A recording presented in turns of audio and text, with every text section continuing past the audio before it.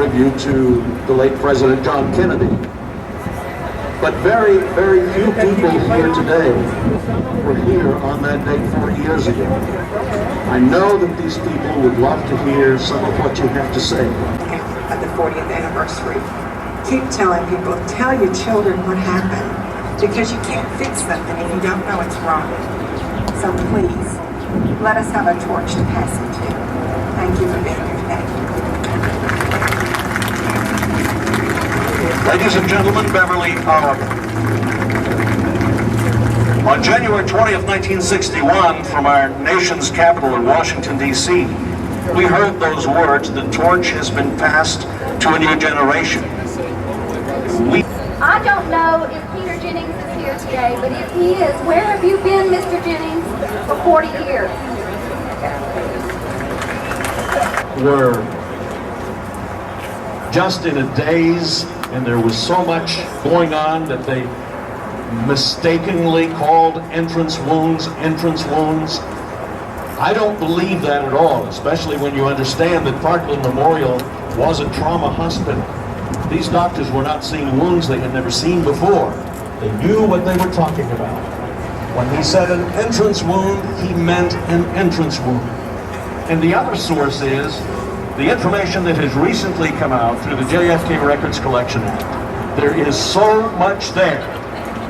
And I encourage you to go to your websites. You can go through the Lancer site and access some of those documents. Why do we continue to talk to schools and universities and gatherings of people?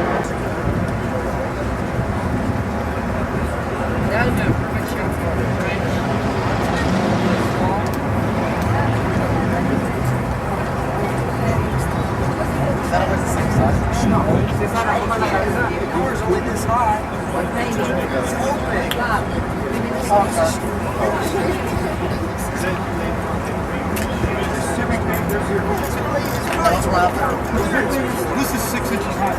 Yeah. What? It's not in here. Oh, that wasn't there? Because you got to get down. You can walk out here. Oh, you can go there now? You can come up over my room. Right. And you see the officer? And I was going to say, that'd be a tight fit to go back up that. Oh, right there. Back in the 60s, I'm sure. You go all the way to Trinity River from the freshman. Alligators. You can walk through, right? The key question to ask someone who can't hear is how many shots did you see and where did they come from? Look at what it said. He has not changed his story in 40 years. He knows one. Police shooting. Name. White. He can't remember the first name. But that one was a cop. He did. Yes. The other one we saw that he doesn't know who. Thinks he's hiding behind. A great light was extinguished. It was, as many had said, for one brief and shining moment in the steady march of history, a brilliant star that shone forth as a beacon of hope for all of mankind. But just as a star whose life burned out millennia ago, the light from this heavenly raiment continues to illuminate the best of human ambitions, desires, and dreams. For those of you who are younger and were not fortunate enough to have been alive while President Kennedy inspired this nation and the world, one need only view the photographs and watch the films to see how much the people loved this man.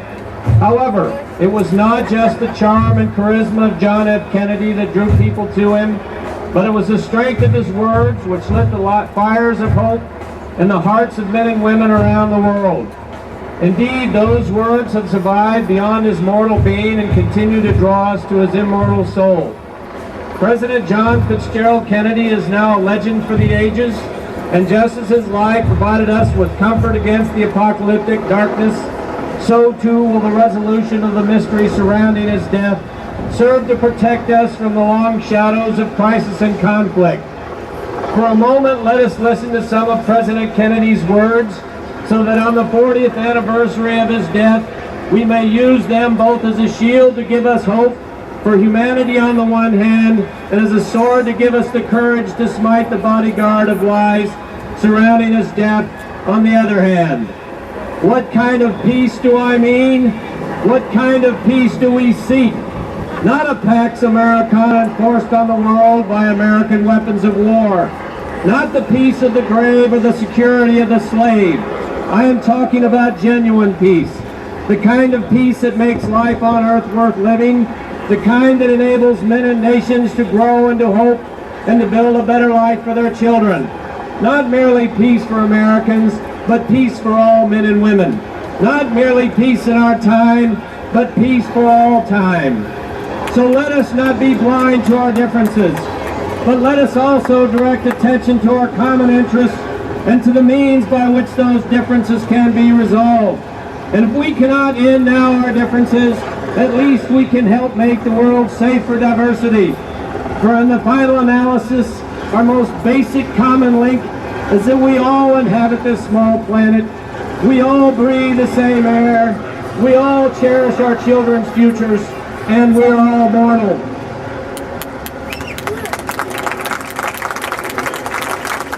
We in this country, in this generation, are by destiny rather than choice, the watchmen on the walls of world freedom.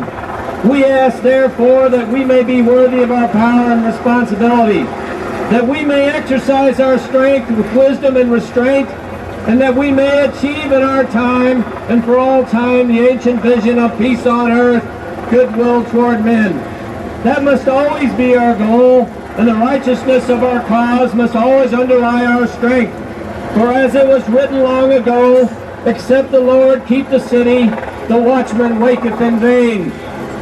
Is there an honest man or woman among us that can deny that those selected passages from President Kennedy's aforementioned speeches stand in sharp contrast to events in the world today? To further dramatize the power of President Kennedy's words, slight modifications can sometimes serve as a weapon to defend historical truth. Here is such an example using President Kennedy's Berlin Wall speech. There are many people in the world who really don't understand, or say they don't, what is the great issue between the Warren Commission apologists. So that gives me the hope that when I come out here today and I see a gathering like this, that eventually we will prevail and the truth shall prevail, because the truth will release us all. But I want to just say we have to keep this up. The vigilance must stay. We get no help from the government. We get no help from mainstream media. But yet it lives on and will live on and must live on through generations and generations until our government will finally come out and admit to us that the Warren report was false. So again, God bless everyone. Please stand up proud and remember that what makes America great is the fact that you can disagree, that you can protest. My trip to Cuba was great. You want to know about that? All right. Very quickly, I'm the only elected official who currently elected went and sat face to face with Fidel Castro. I asked Castro specifically the last 20 minutes what he knew about this particular day in '63, and for what it's worth, the Castro assured me he did not do it. Go ahead, you can laugh. He also told me the Russians didn't do it. In fact, Castro's quote to me was that the Russians told him, "You can talk to this man," meaning Kennedy. What happened on this day, November the 22nd, Castro told me at that moment Kennedy had sent a European reporter to meet with him. And Castro firmly believed that President Kennedy quite possibly was going to take a new position on Cuba. Well, we all know 40 years later, there are a lot of people that still do not want us taking a new position on Cuba today, let alone 30 or 40 years ago. And so my meeting with Castro was very interesting because he said a couple things to me. His number one thing was, he said, Oswald could not make the shot. That's what Castro felt. He said that it happened internally, and that was his position, and I did my homework, and I found out that yes, indeed, it was true that that reporter was with Castro at the moment Kennedy was killed, and I found out that Castro's quote at that point in time was, "This is very, very bad." And Castro also told me he didn't do it because he said if I had, Cuba wouldn't exist today. It would have been blown off the face of the earth, and I tend to agree with him. He's not a stupid man. He knows where his bread is buttered. Anyway, again, I'm going to end. Thank you very much. It's terrific to be here in Dallas, and we have to live on and keep this going until we get the truth. Thank you.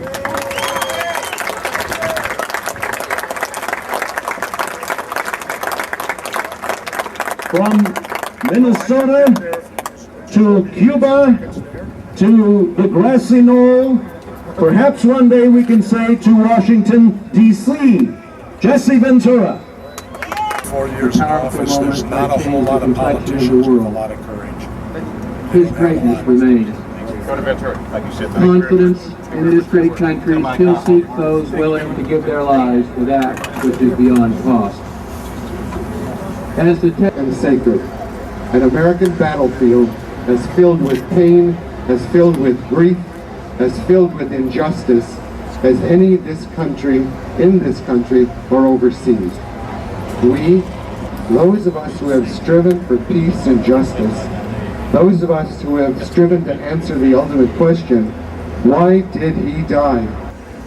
If you would like to talk one-on-one, I know that there is some media here, Mr. Fagg, that would like to speak with you. Well, Deborah, we must be very close to the mark.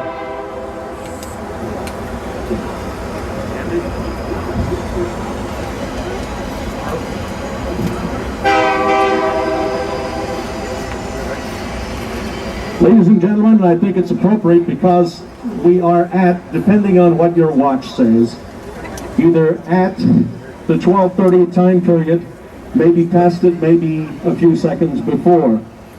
But I will ask Deborah to give us some conclusion to our observance today. Thank you, Jim, and thank you, Mr. Tagg, for coming. As I look out here and see all of your faces, I have to congratulate you. Congratulations for being here. You did a brave thing today.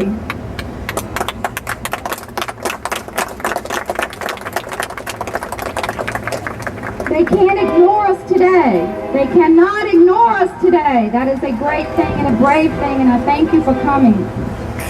I have to ask you though, can you carry on tomorrow? Will you carry on a week from now and a month from now when it's not a major anniversary? Please continue this work. Please help heal the world and our nation. We must have the truth in the history books. We must have the truth in the media. You know the truth. Help me carry that torch for President Kennedy.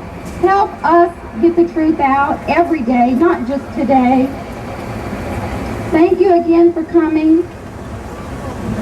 It means so much to everyone. I just can't tell you what it feels like to be standing here looking at you. Cloak and dagger type mystery. And that's what he set out to do. Yeah. Do you think his stuff will ever, the conspiracy and all of that stuff will ever be exposed? In our lifetime, or in his lifetime? Maybe in his. Most of them are dead. Maybe in his, but I'm not real positive in mine. Because I think there's a couple opportunities for it to happen. One of them is when everybody that was involved is dead. Okay. I mean everybody dead. And the other is this letter that Jackie has that is sitting in the Kennedy compound right now. And it's not to be opened until her children are dead. Wow. And there's only one child left now. And Jackie's never ever made a comment on what happened that day. And I just have a feeling that this letter, she does. And there was no one closer to it than her. There's no eyewitness that had a better view than her as to what happened. And if she remembers clearly what happened, she could shed a great deal of light on it. Or she could have. She's gone too now, but the letter remains. Now maybe there's nothing in the letter, but the letter had strict instructions that it's not to be opened till both her children are gone. Why would she do that? So we'll wait and see. Jesse, I'm from the Iron Range. I just want to shake your hand. How you doing? Okay.